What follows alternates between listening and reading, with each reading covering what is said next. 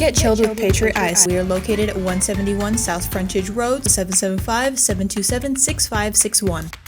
A single vehicle sedan explosion happened Friday night at approximately 5:25 p.m. on Highway 372 near 160. News 25 captured an interview with an eyewitness who called 911 to tell us what he saw as the car exploded.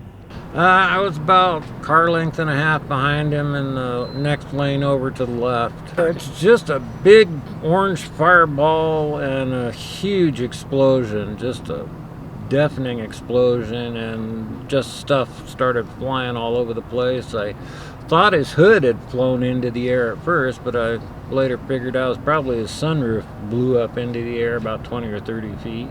Yeah, I mean, just the destruction of the car. I mean, the doors are all blown out. There wasn't a piece of glass left in the thing when I got there. All the airbags had gone off. And Nye County Sheriff's Office, along with Nevada Highway Patrol and Pahrump Valley Fire and Rescue, arrived on the scene. News 25 met up with Fire Chief Scott Lewis to give us the details.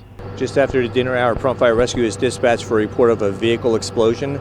As they arrived on location after receiving numerous reports, they found a vehicle that actually had an explosion occur from a propane leak of a cylinder placed in the rear trunk of the car.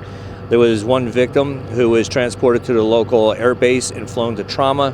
Crews are under investigation right now. We found a debris field that extends approximately 100 feet from the vehicle in all directions. There were no additional injuries on scene. The incident remains under investigation.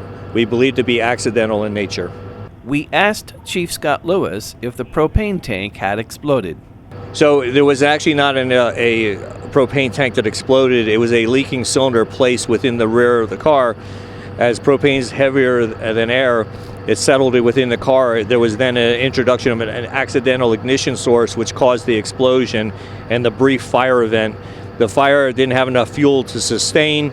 Therefore, the patient was burned, but the car did not continue to burn itself. The patient was subsequently transported from the scene to Mercy area and subsequently flown to trauma. News 25 has learned that the driver of the sedan may have been smoking. We asked the chief if that was the case. That is a possibility. We are investigating that, and we'll determine that further as the investigation continues. We also asked if the cigarette could have been the cause of igniting the explosion. It absolutely is a consideration for a potential cause, and it would be an ignition source that would fit this particular incident.